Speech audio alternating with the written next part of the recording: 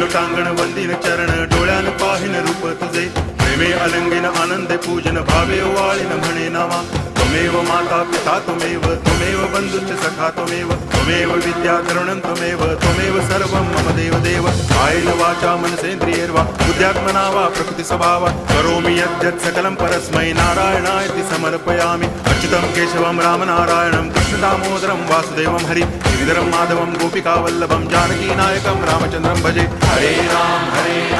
Ram Ram Hare Hare Hare Krishna